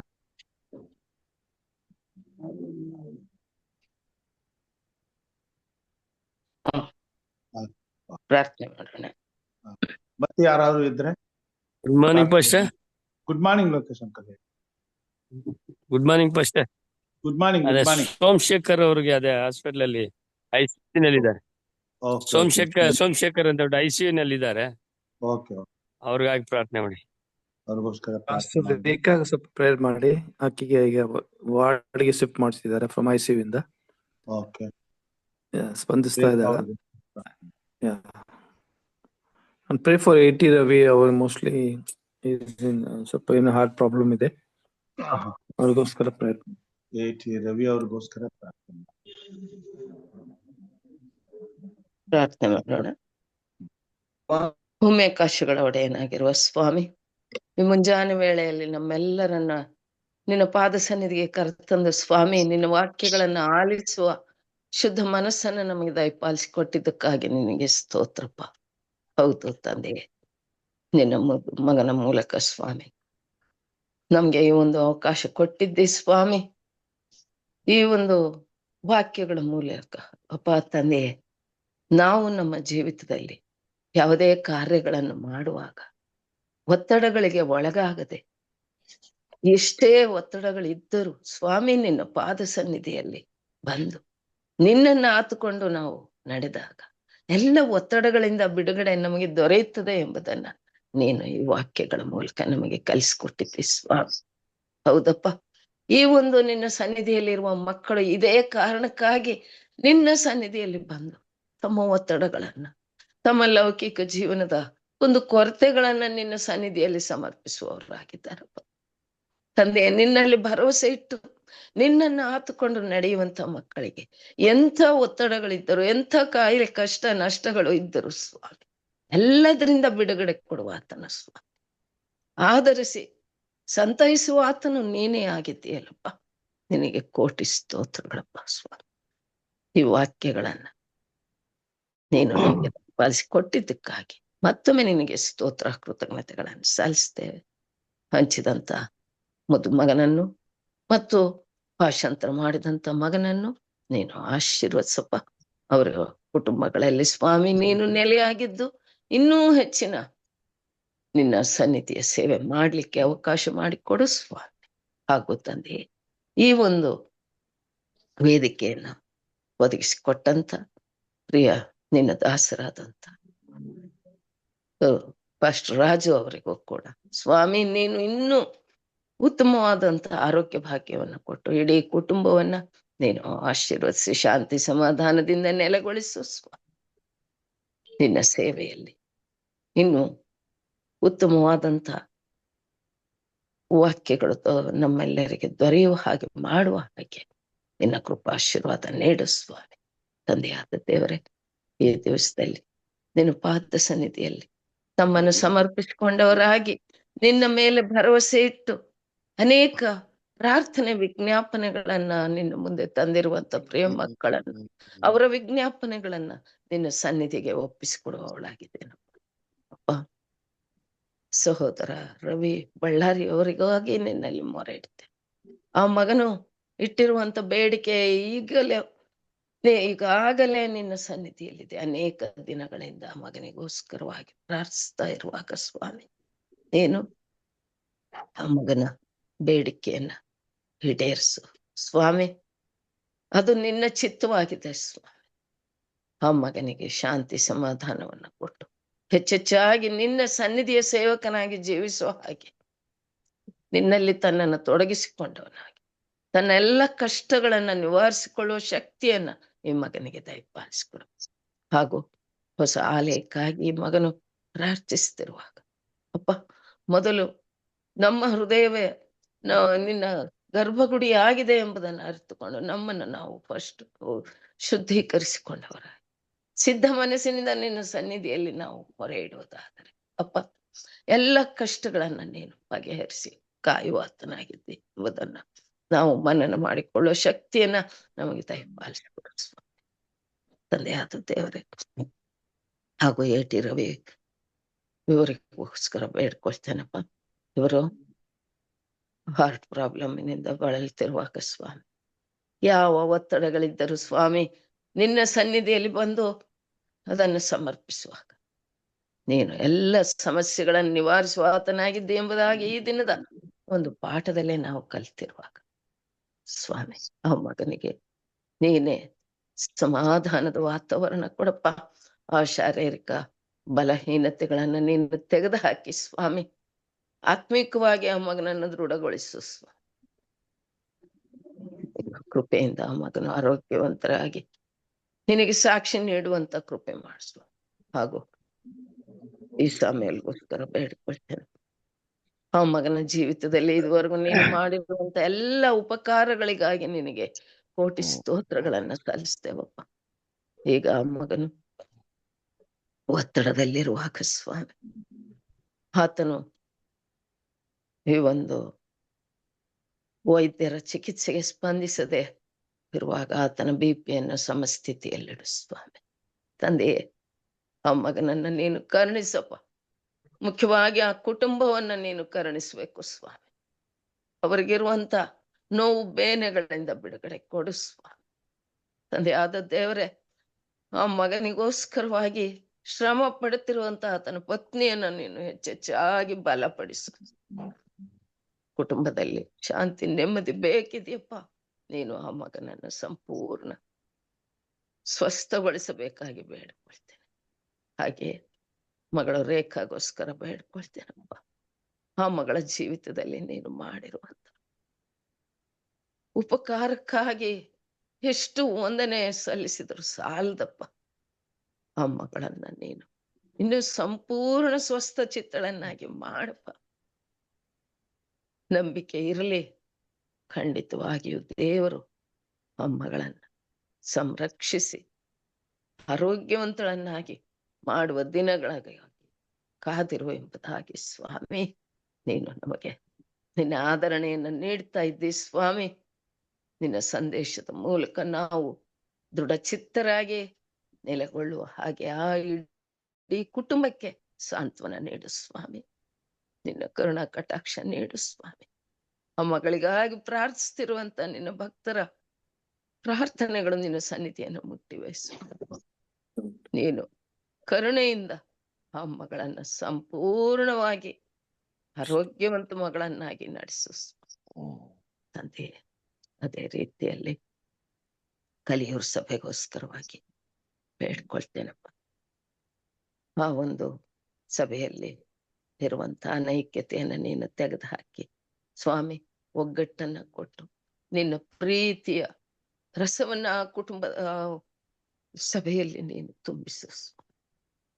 ಅಲ್ಲಿ ಸಮಾಧಾನದ ವಾತಾವರಣ ಕೊಡು ಸ್ವಾಮಿ. ಅವರ ಒಂದು ಸಭೆ ನಡೆಸುವಾಗ ಸ್ವಾಮಿ ಯಾವ ಗೊಂದಲಗಳಿಲ್ಲದೆ ಸಮಾಧಾನದಿಂದ ಅವರು ಎಲ್ಲ ಕಾರ್ಯಗಳನ್ನು ನಿನಗಾಗಿ ನಡೆಸುವಂತೆ, ನಿನ್ನ ಸೇವೆಯಲ್ಲಿ ಎಲ್ಲರೂ ತಮ್ಮನ್ನು ತೊಡಗಿಸಿಕೊಳ್ಳುವ ಹಾಗೆ ಉತ್ತಮ ಬಾಂಧವ್ಯವನ್ನ ಆ ಒಂದು ಕುಟುಂಬದಲ್ಲಿ ಸಭೆಯಲ್ಲಿ ನೀನು ಒದಗಿಸಿಕೊಡು ಸ್ವಾಮಿ. ಆ ಒಂದು ಸಭೆಯ ನಾಯಕನು ನೀನಾಗಿದ್ದು ಎಲ್ಲವನ್ನು ಸರಿಪಡಿಸಿ ನಿನ್ನ ವಾಕ್ಯವು ಸುಲಲಿತವಾಗಿ ಸಾರೋಣವಾಗುವ ಹಾಗೆ ಆ ಪಾಸ್ಟ್ರಿಗೆ ನಿನ್ನ ಆತ್ಮಿಕ ಬಲವನ್ನ ನೀನು ಪಾಲಿಸಿಕೊಡು. ಅಲ್ಲಿ ನೀನು ಒಡೆಯನಾಗಿರೋ ಸ್ವಾಮಿ. ಹಾಗೂ ತಂದೆ, ಅವರು ಪಾಸ್ಟರ್ ಕೊಟ್ಟಂತ ಒಂದು ಮನವಿಗಾಗಿ ನಿನ್ನಲ್ಲಿ ಮೊರೆ ಇಡ್ತೇನಪ್ಪ. ಪ್ರಕಾಶ್ ಅಂತೇಳಿ ಪ್ರಕಾಶ್, ಆ ಪ್ರಕಾಶ್ ಅವರಿಗೆ ಆರೋಗ್ಯ ಭಾಗ್ಯವನ್ನ ನೀನು ದಯಪಾಲಿಸು. ಅವರಿಗೆ ಇರುವಂತ ಸಮಸ್ಯೆಯನ್ನ ನೀನು ಬಗೆಹರಿಸ್ಬೇಕಪ್ಪ ಸ್ವಾಮಿ. ತಂದೆಯೇ, ನಿನ್ನಿಂದ ಸಾಧ್ಯವಾದದ್ದು ಯಾವುದು ಇಲ್ಲ ಒಡೆ. ಪ್ರತಿಯೊಬ್ಬರ ಮನವಿಗಳನ್ನು ಸ್ವೀಕರಿಸುವ ಆತನು ನೀನಾಗಿದ್ದೀಯ. ನಿನ್ನ ಸಮೀಪಕ್ಕೆ ಬಂದರೆ ನೀನು ಪ್ರತಿಯೊಬ್ಬರಿಗೂ ಶಾಂತಿ ನೆಮ್ಮದಿಯನ್ನು ದಯಪಾಲಿಸುವ ಆತನಾಗಿದ್ದೆ. ಕಷ್ಟಗಳಿಂದ ಬಿಡುಗಡೆ ಕೊಡುವ ಆತನಾಗಿದ್ದೆ. ಆ ಮಗನ ಕಷ್ಟಗಳನ್ನ ಬಗೆಹರಿಸು ಸ್ವಾಮಿ. ಹಾಗೂ ಸ್ವಾಮಿ, ಸಹೋದರ ಲೋಕೇಶ್ ಅವರ ಬೇಡಿಕೆಯನ್ನು ಕೂಡ ನಿನ್ನ ಸನ್ನಿಧಿಗೆ ಸಮರ್ಪಿಸ್ತೇನಪ್ಪ.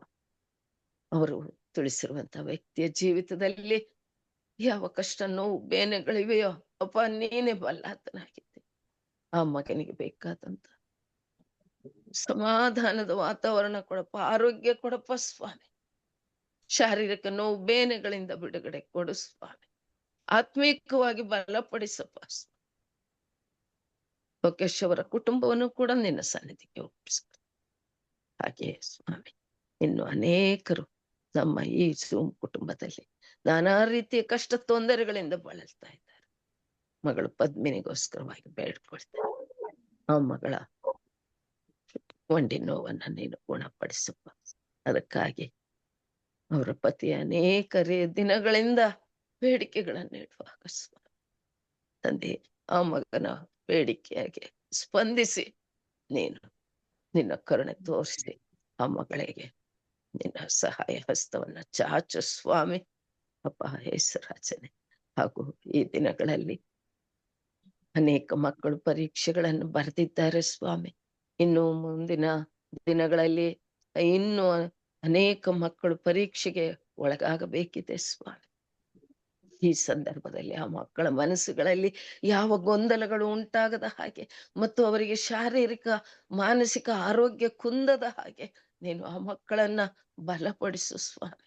ಅವರಿಗೆ ಒಳ್ಳೆ ಜ್ಞಾನ ವಿವೇಚನೆ ಕೊಟ್ಟು ಜ್ಞಾಪಕ ಶಕ್ತಿ ಕೊಟ್ಟು ಇಡೀ ವರ್ಷ ಕಲಿತ ವಿಷಯಗಳನ್ನ ಆ ಒಂದು ಪರೀಕ್ಷೆಯಲ್ಲಿ ಸಾದರಪಡಿಸ್ಲಿಕ್ಕಾಗುವಂತೆ ನಿನ್ನ ಕರುಣಾಹಸ್ತವನ್ನ ಚಾಚು ಸ್ವಾಮಿ. ಆ ಮಕ್ಕಳೆಲ್ಲರ ಜೀವಿತಗಳಲ್ಲಿ ನೀನು ನಾಯಕನಾಗಿದ್ದು ಅವರೆಲ್ಲರ ಭವಿಷ್ಯವನ್ನ ನೀನು ಉಜ್ವಲಗೊಳಿಸು ತಂದೆಯಾದ ದೇವರೇ. ಹಾಗೂ ಅನೇಕ ಮಕ್ಕಳು ಅನೇಕ ಭಕ್ತಾದಿಗಳು ಹೇಳಿಕೊಳ್ಳಲಾಗದ ಸಮಸ್ಯೆಗಳಲ್ಲಿ ತೊಡಗಿರುವಾಗ ಆರ್ಥಿಕ ಮುಗ್ಗಟ್ಟಿರಬಹುದು ಅಥವಾ ಮಾನಸಿಕ ಗೊಂದಲಗಳಿರಬಹುದು, ಕೌಟುಂಬಿಕ ತೊಂದರೆಗಳಿರಬಹುದು, ಯಾವುದೇ ಇದ್ದರು ಅಪ್ಪ ಎಲ್ಲವನ್ನ ನೀನು ಬಲ್ಲಾತನಾಗಿದ್ದಿ. ಪ್ರತಿಯೊಂದು ಕಾರ್ಯದಲ್ಲಿ ನೀನು ನೆಲೆಗೊಂಡವನಾಗಿದ್ದು ಎಲ್ಲರಿಗೂ ಶಾಂತಿ ನೆಮ್ಮದಿಯನ್ನ ದಯಪಾಲಿಸಿಕೊಡು ತಂದೆಯೇ. ಈ ಒಂದು ಕೂಟಗಳು ನಡೆಯುವಾಗ ಈ ಕೂಟಗಳ ಒಡೆಯನು ನೀನಾಗಿರಪ್ಪ. ಇನ್ನೂ ಅನೇಕ ಆತ್ಮಗಳನ್ನ ಇಂಥ ಝೂಮ್ ಕುಟುಂಬಗಳಲ್ಲಿ ಸೇರಿಸಿ ಆತ್ಮಿಕ ಬಲವನ್ನ ಹೊಂದುವಂತ ಕೃಪೆ ಮಾಡಿ ನಡೆಸಿ ಕಾಪಾಡು. ಈ ದಿನದಲ್ಲಿ ಬೆಳಗಿನ ಜಾವದಲ್ಲಿ ನಮಗೆ ಕೊಟ್ಟಂತ ವಾಕ್ಯಗಳ ಮೂಲಕ ನವ ಚೈತನ್ಯದಿಂದ ನಮ್ಮ ಕೆಲಸ ಕಾರ್ಯಗಳಲ್ಲಿ ನಾವು ತೊಡಗುವಂತ ಕೃಪೆ ಮಾಡು. ಮತ್ತೊಮ್ಮೆ ಸ್ವಾಮಿ ಸಂಜೆ ವೇಳೆಯಲ್ಲಿ ನಿನ್ನ ಸನ್ನಿಧಿಯಲ್ಲಿ ಕೂಡಿ ನಮ್ಮ ಎಲ್ಲ ಪಾಪ ದೋಷಗಳನ್ನ ಅರಿಕೆ ಮಾಡಿಕೊಂಡವರಾಗಿ ಮತ್ತೆ ನಿನ್ನಿಂದ ಆತ್ಮಿಕ ಮನ್ನವನ್ನು ಪಡೆದು ನವ ಚೈತನ್ಯದಿಂದ ಸ್ವಾಮಿ ನಮ್ಮ ಜೀವನವನ್ನ ಮುಂದುವರಿಸುವಂತ ನಿನ್ನ ಕರುಣಾ ಕಟಾಕ್ಷ ನೀಡಬೇಕಾಗಿ ನಿನ್ನ ಉದಾದ ನಾಮದಲ್ಲಿ ಅತ್ಯಂತ ನಮ್ರತೆಯಿಂದ ಬೇಡ್ತೇನಪ್ಪ ಸ್ವಾಮಿ ಯೇಸುವೆ. ಆಮೇನ್. ಆಮೇನ್. ಪರಲೋಕದ ಪ್ರಾರ್ಥನೆ ಮಾಡಿಕೊಳ್ಳೋಣ. ಪರಲೋಕದಲ್ಲಿರುವ ನಮ್ಮ ತಂದೆಯಾದ ದೇವರೇ, ನಿನ್ನ ನಾಮವು ಪರಿಶುದ್ಧವೆಂದು ಎಣಿಸಲ್ಪಡಲಿ. ನಿನ್ನ ರಾಜ್ಯವು ಬರಲಿ. ನಿನ್ನ ಚಿತ್ತವು ಪರಲೋಕದಲ್ಲಿ ನೆರವೇರುವ ಪ್ರಕಾರ ಭೂಲೋಕದಲ್ಲಿ ನೆರವೇರಲಿ. ನಮ್ಮ ಅನುದಿನದ ಆಹಾರವನ್ನು ಈ ಹೊತ್ತು ನಮಗೆ ದಯಪಾಲಿಸಿಕೊಡು. ನಮಗೆ ತಪ್ಪು ಮಾಡಿದವರನ್ನು ನಾವು ಕ್ಷಮಿಸಿದಂತೆ ನಮ್ಮ ತಪ್ಪುಗಳನ್ನು ಕ್ಷಮಿಸು. ನಮ್ಮನ್ನು ಶೋಧನೆ ಒಳಗೆ ಸೇರಿಸದೆ ಕೇಡಿನಿಂದ ತಪ್ಪಿಸು. ಯಾಕಂದರೆ ರಾಜ್ಯವು ಬಲವು ಮಹಿಮೆಯು ಸದಾಕಾಲ ನಿನ್ನದೇ ಸ್ವಾಮಿ. ಆಮೇನ್. ನಮ್ಮ ತಂದೆಯಾದ ದೇವರ ಪ್ರೀತಿಯು, ನಮ್ಮ ರಕ್ಷಕನಾದಂಥ ಯೇಸು ಕ್ರಿಸ್ತನ ಕೃಪೆಯು, ಪರಿಶುದ್ಧಾತ್ಮ ದೇವರ ಅನುನ್ನತಿಯು, ಐಕ್ಯತೆಯು, ಸಹವಾಸವು ಈಗಲೂ ಯಾವಾಗಲೂ ನಿರಂತರವು ಕೂಡಿ ಬಂದಿರುವಂತಹ ದೇವ ಮಂದಿಯ ಸಂಗಡ, ಎಲ್ಲರ ಕುಟುಂಬ ಮಕ್ಕಳ ಸಂಗಡ, ಪ್ರಾರ್ಥನೆ ವಿಜ್ಞಾಪನೆಗಳ ಸಂಗಡ ಈ ಕಾರ್ಯಕ್ರಮದಲ್ಲಿ ಸ್ವಾಮಿ ಭಾಗವಹಿಸಿ ವಿಶೇಷವಾದಂತ ಸಂದೇಶವನ್ನು, ಭಾಷಾಂತರವನ್ನು, ಪ್ರಾರ್ಥನೆಯನ್ನು, ಹಾಡುಗಳನ್ನು ಸಮರ್ಪಿಸಿದಂತ ನಿನ್ನ ಭಕ್ತರ ಸಂಗಡ, ನಮ್ಮೆಲ್ಲರ ಸಂಗಡ ಇಂದು ಎಂದು ಸದಾಕಾಲ ನೆಲೆಯಾಗಿರ್ಲಿ ಸ್ವಾಮಿ. ಆಮೇನ್.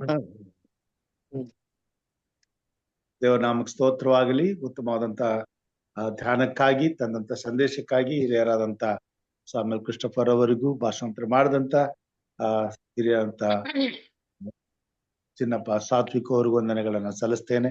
ಆರಂಭದ ಪ್ರಾರ್ಥನೆ ಮಾಡಿದಂತಹ ಸಹೋದರಿ ಶೈಲಾ ಬೆಂಜಮಿನ್ ಅವರಿಗೂ, ಅಂತ್ಯದ ಪ್ರಾರ್ಥನೆ ಮಾಡಿದಂತಹ ಹಿರಿಯರಂತ ಹೇಮಲತಮ್ಮ ಅವ್ರಿಗೂ ನಾನು ವಂದನೆಗಳನ್ನ ಸಲ್ಲಿಸ್ತೇನೆ. ವಿಶೇಷ ಗೀತೆಯನ್ನು ಹಾಡಿದಂತಹ ಸಹೋದರಿ ವರಲಕ್ಷ್ಮಿ ಅವ್ರಿಗೂ ಕೂಡ ವಂದನೆಗಳನ್ನು ಸಲ್ಲಿಸ್ತೇನೆ. ದೇವರು ನಮ್ಮೆಲ್ಲರನ್ನ ಆಶೀರ್ವಾದ ಮಾಡಲಿ. ಈ ಬೆಳಗಿನ ಜಾವದಿಂದ ಸಾಯಂಕಾಲ ತನಕ ನಮ್ಮನ್ನ, ನಮ್ಮ ಕುಟುಂಬ ಮಕ್ಕಳನ್ನ ಆಶೀರ್ವದಿಸಿ ಕಾಯ್ದು ಕಾಪಾಡಿ ಈ ರಜಾ ದಿನಗಳಲ್ಲಿ ಎಲ್ಲರಿಗೂ ಸುಕ್ಷೇಮನ ದಯಪಾಲಿಸಿ ಮತ್ತೆ ಸಾಯಂಕಾಲ ದೇವರ ಸನ್ನಿಧಾನದಲ್ಲಿ ಕೂಡಿ ಬರುವಾಗೆ ಕರ್ತನ ನಮ್ಮೆಲ್ಲರನ್ನು ಒಟ್ಟುಗೂಡಿಸಲಿ ಎಂಬುದಾಗಿ ಪ್ರಾರ್ಥಿಸುತ್ತಾ ಎಲ್ಲರಿಗೂ ಶುಭವಾಗಲಿ. ದೇವರ ನಾಮಕ್ಕೆ ಸ್ತೋತ್ರವಾಗಲಿ. ಆಮೇಲೆ ಧನ್ಯವಾದ ಬೋಧಕರೇ, ಧನ್ಯವಾದ. ವಾಕ್ಯ ತಿಳಿಸ್ಕೊಟ್ಟ ಹಿರಿಯರಿಗೂ ತುಂಬ ಧನ್ಯವಾದಗಳು. Thank you, Pastor. Thank you, sir. Pastor Shamal, thank you very much. Nice message. Yeah, thank you. Chinna Prasad, transition. Hemlata madam, thank you ma for the prayer. Welcome sir. Thank you everybody. ಧನ್ಯವಾದ.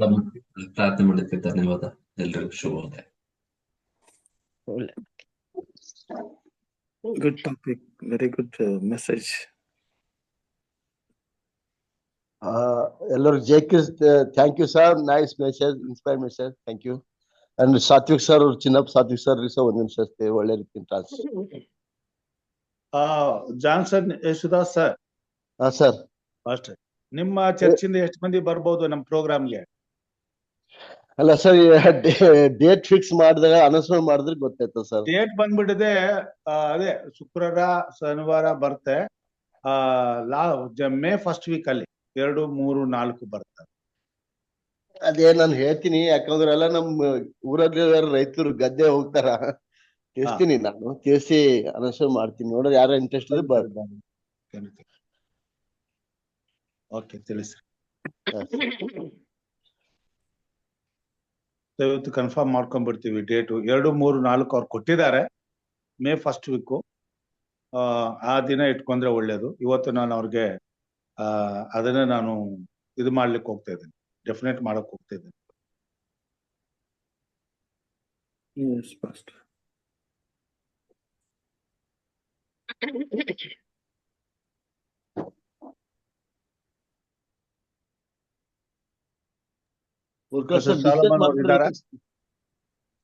Hello, discharge ಮಾಡಿದ್ರು ರಿಕ್ವೆಸ್ಟ್ಗೆ? ಇಲ್ಲ, ಅದು ಇವ್ರಿಗೆ ಇದಕ್ಕೆ ವಾರ್ಡಿಗೆ shift ಮಾಡಿದಾರ ICU ಇಂದ. Out of danger ಅಲ್ಲ ಸರ್? Out of danger. ಪ್ರೈಸ್